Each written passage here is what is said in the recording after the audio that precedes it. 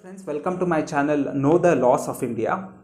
If you believe that an offense or a unlawful act has been committed against you, you have every right to approach a police officer and bring to his notice about the commission of an offense and ask him to take action against the offender or the accused persons as per law.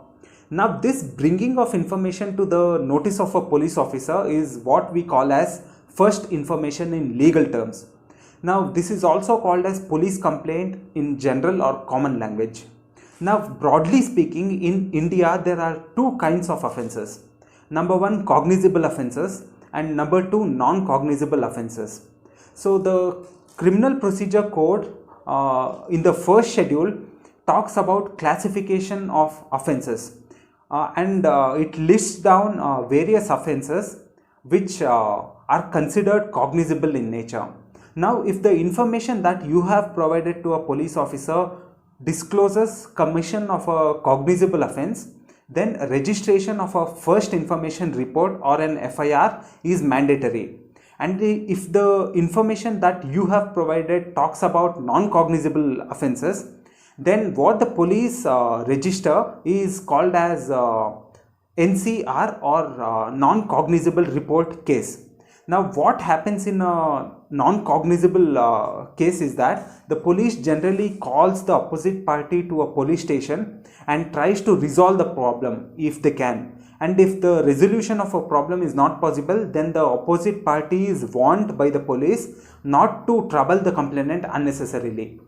And on the other hand, cognizable offences are considered very serious in nature and they are considered offences against the society.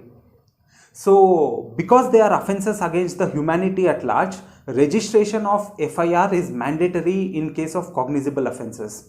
So, in case of cognizable offences, the police are under an obligation to register an FIR and to conduct an investigation and bring the accused persons to justice in a court of law.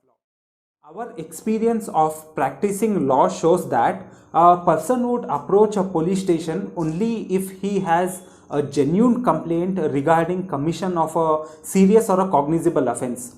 Now, minor problems or difficulties a person would face in his day-to-day life, like for example being insulted by a superior officer in a workplace, although not permissible under law, would not be reported to a police.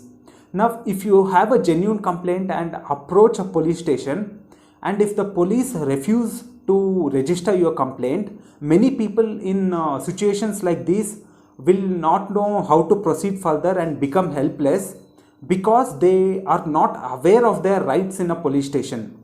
So, in this video, I would like to talk about and also discuss with you the rights you have in a police station and the responsibilities of a police officer in police station, and as to how you can ensure that your complaint is registered with the police in a situation where the police refuses to register your complaint. The law requires that every police station must have a designated police officer whose only duty must be to receive complaints from general public. So this officer is called station house officer. Station house officer is the first point of contact for the complainant with the law enforcement agency. Now, the provisions of the Criminal Procedure Code mandate that every complaint that a station house officer receives must be registered. Now, the law also mandates that every complaint has to be registered irrespective of what you are complaining about in the complaint. And the police officer is under an obligation to give an acknowledgement of the complaint free of cost to the complainant. Although there are clear provisions that mandate registration of complaint by a police officer, in many situations we find police officers refusing to register a complaint. So in a situation like this, the legal options that are available to a complainant assumes great significance, and we shall discuss about these legal options in this video. Sometimes a police officer may receive information about commission of an offence in a jurisdiction that falls under a different police station.